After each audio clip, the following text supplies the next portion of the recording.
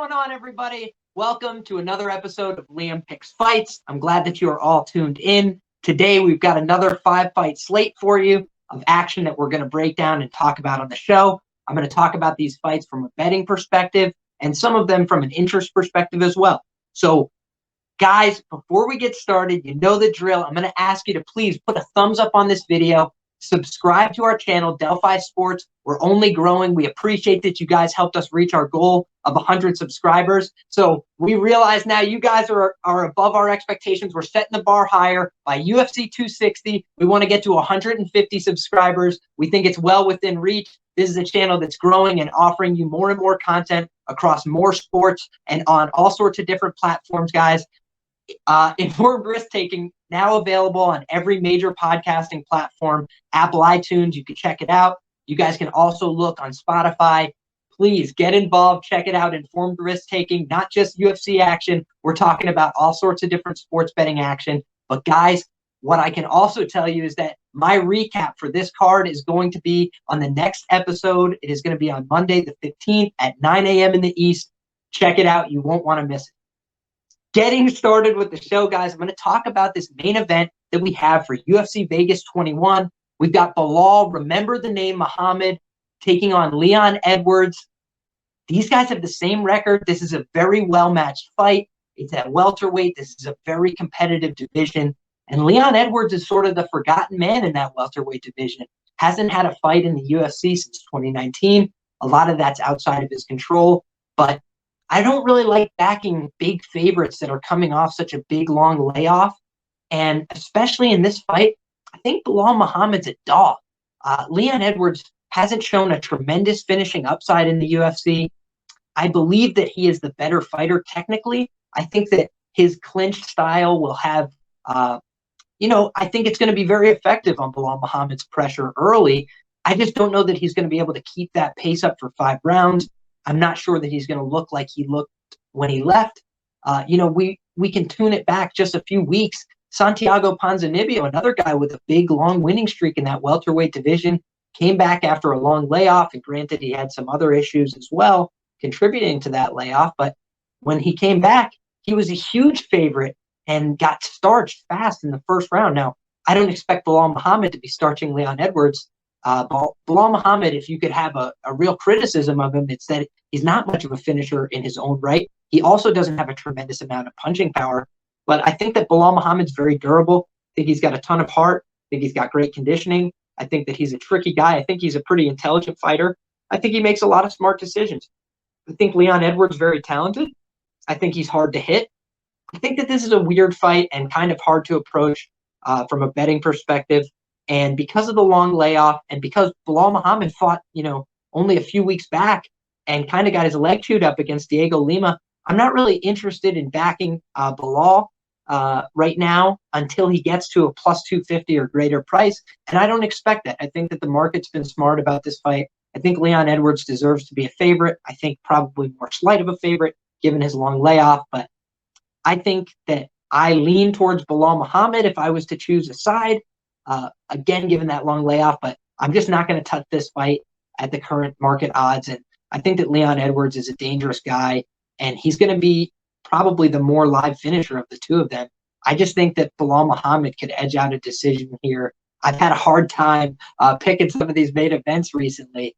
And so given where the line is at, I'm just not going to touch this fight. But I think it should be a good one. I think it's probably going to go over 4.5 rounds. Although I think that that's over minus 210 at this point. So I don't know how much value there is there. But I think that this should be a good fight. I don't expect a finish. I expect a 5-round war between these two guys. And I think Belal Muhammad might have the gas to go long. But we'll see how the fight plays out. I think he's going to get chewed up a little bit in those early rounds. And maybe that'll be what makes the difference. So moving right along, guys, we're going to talk about as well that co-main event. But I'll try and keep it brief because I've given out this play on informed risk-taking, and I also talked about this play as a quick pick earlier in the week on this channel. And I like the under 1.5 rounds, guys. The market has followed me in this regard. I took this when it was minus 125, and I really liked under 1.5 rounds in this light heavyweight matchup. We've got two guys that have a susceptibility to being finished. Misha Cirkunov has been finished in every pro loss that he's had. Ryan Spann has been knocked out the exact same way with elbows against the cage in 3 of his losses. I just feel like both of these guys are live to be finished. I backed Cirkunov on the money line here, which I think is a little bit of a risky play given his layoff, but I think Cirkunov's just a better fighter. I think that his age is what concerns me. The height and reach difference is a bit concerning. That's why I didn't go heavy on this play. But I just think Cirkunov kind of has Spann covered in a lot of aspects of mixed martial arts.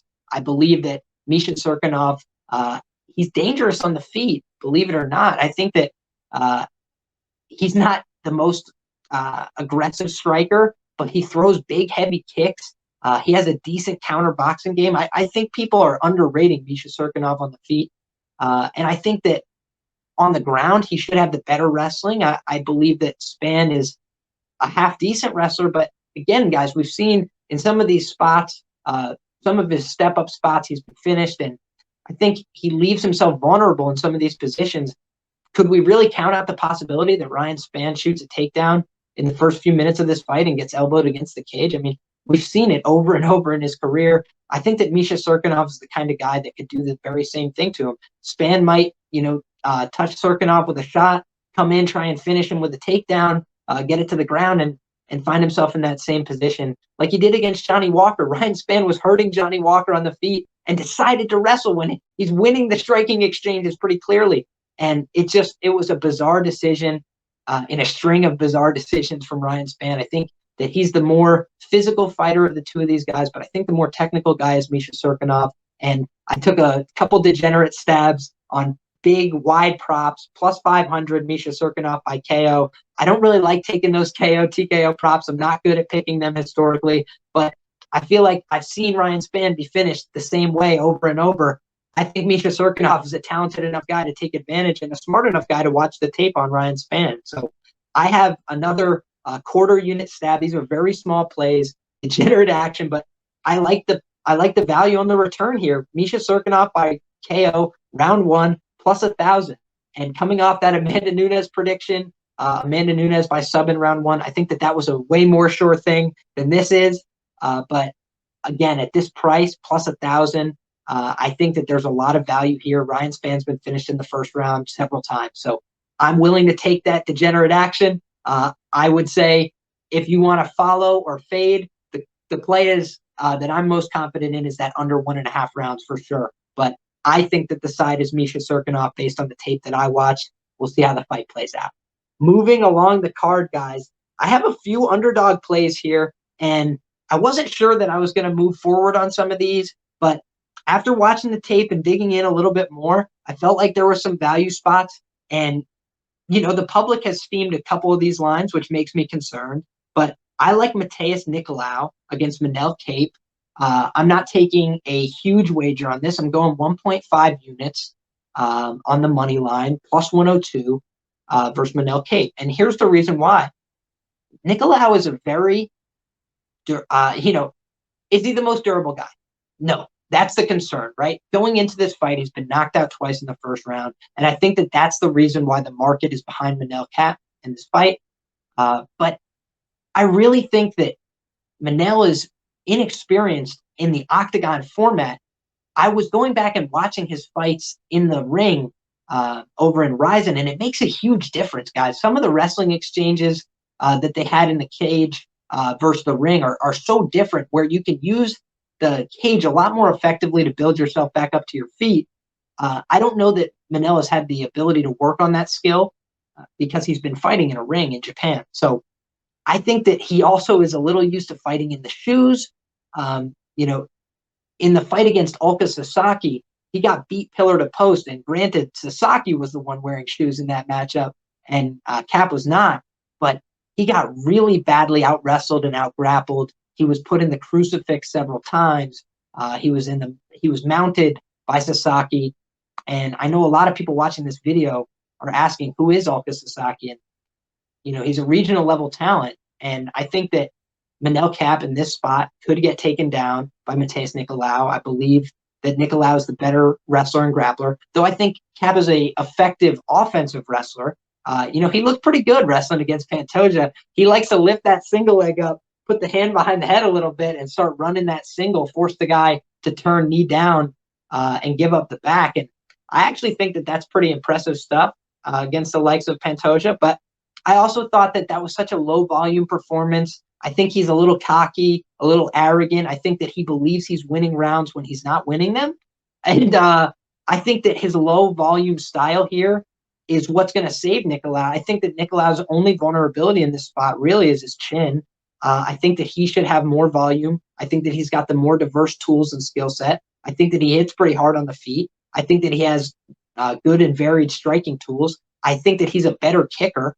I think he's got a nice calf kick from range that will, it could compromise the mobility of Manel Kape. And would I be stunned to see Manel Kape finish? No, I thought he could have been finished, a few times in that Alka Sasaki fight. I thought it was a 30-26. And I thought that, there's a few other times he has been finished in the past. So am I putting it past Nicolau to finish Manel Kape? No, I'm not putting it past him. I think that he could finish Manel Kape, and I favor him should this fight hit the cards. The danger, again, is that first-round knockout for Manel Kape. Maybe if you take a play on Nicolau, you want to hedge with that Manel Kape KO line. I think it's plus 500 or so. But I think that that's Manel's best path to victory here. I think Manel could win a fight on the cards. I mean, granted, he fought Pantoja fairly tough, but that was Pantoja not attempting any wrestling and just outstriking him on the feet. And he did so somewhat comfortably. And granted, Manel Kape looked like he might have been a better and more technical striker. But if you're not throwing strikes, you can't win a fight. And I think Manel Kape does a lot of standing and staring and watching and head faking. And I think that that's all very useful from a defensive perspective. I think he's kind of hard to land clean on the head. But I would like to see Nicolau mix it up with some body work here. I'd like to see that dynamic style, some of those flying knees and stuff that he's thrown. I think Nicolau is the better fighter here. I think that he should be a favorite in this matchup. He's on a bit of a layoff himself, which is my hesitation in this fight. That's why I didn't go harder on this bet than I otherwise would have. But I've seen a bunch of other people, a bunch of other analysts in the space backing Nicolau. And after watching the tape myself, I understand why. I wasn't really following Nicolau when he was in the UFC the first time as closely. He got cut from the UFC on a loss to Dustin Ortiz, who's also no longer with the UFC.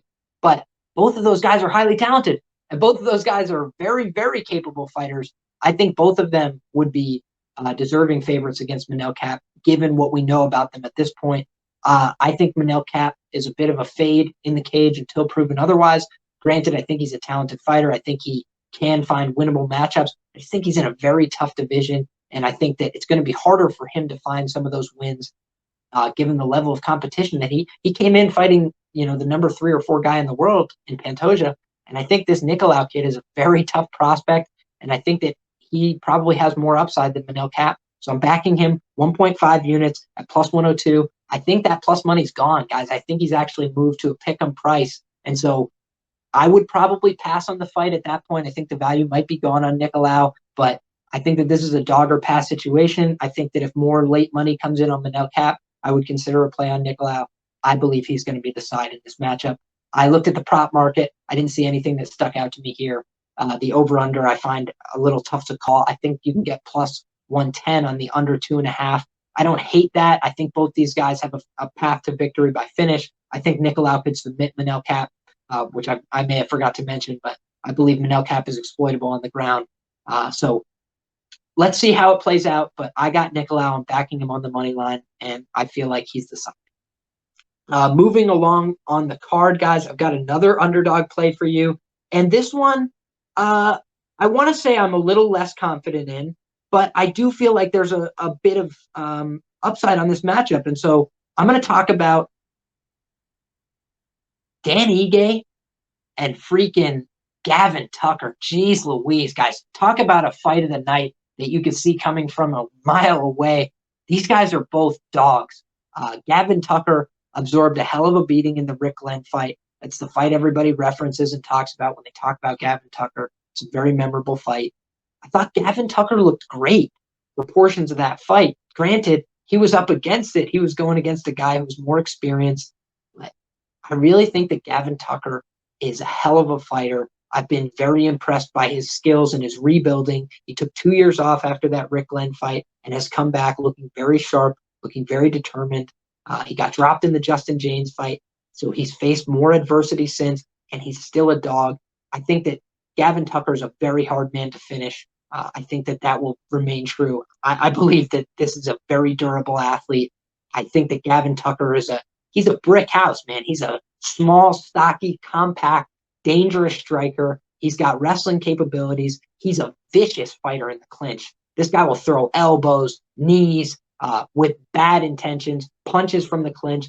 And I think that unless he blows his load early, which I feel like was part of the problem in that Rick Glenn fight, I thought that he sort of just spent a lot of his energy in the early portion of that fight. I thought that he didn't leave himself a lot of cardio to spare, and especially as those body shots were starting to add up from Rick Glenn, I thought that it was really wearing on Gavin Tucker. But again, this is a very tough guy, and he's not going to give up any fight easily. And you could say the exact same thing about Dan Ige on the other side.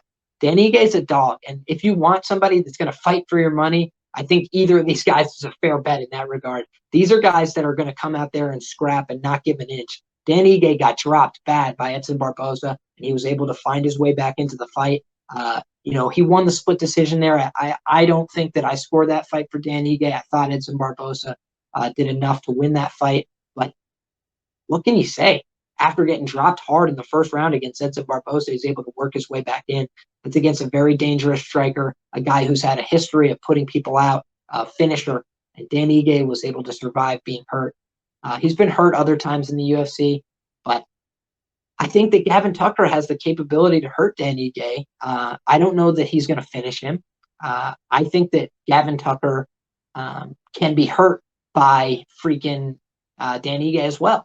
I think that this is a back and forth fight on the feet, but I trust Gavin Tucker to have more paths to victory here. I think he's going to have the wrestling edge. We'll see if that's borne out, but I like his height to wrestle here. He's a shorter guy. I think he's going to have easy access to Dan Ige's hips in some of these pocket boxing exchanges. And I think that Gavin Tucker is a smart fighter who knows what it's going to take to win this fight and who's been scratching and clawing for a long time to make it into that upper echelon, into those elite fights. I think that Dan Ige took a pretty hard beating in that Calvin Kattar fight. Granted, he gave it back to Calvin Kattar, especially in those first couple of rounds, but I really feel like Gavin Tucker is the side here in a pick'em fight, in my view. I think that Gavin Tucker would be a minus 115 favorite in my mind, but I'm saying if this was a pick'em fight, I got to go dog or pass here. I believe in Gavin Tucker's heart, durability, abilities, skills, technical striking, and his wrestling, and I think that he has a good chance of getting the upset victory and propelling his career forward here against Dan Ige, who again is a tough guy and a durable guy and a guy who's not going to give away this fight easily. I expect this fight to go to decision, but I do think that both of these guys have finishing potential. So watch out for this one. This is going to be fireworks. I expect this fight to be the fight of the night. If not, it's going to be competing for it. These are two guys that are both really hungry, that both really want it, and that are very difficult to finish. So I expect this fight to see the cards, and I think that Gavin Tucker has a good chance of getting his hand raised as a plus 140-ish underdog.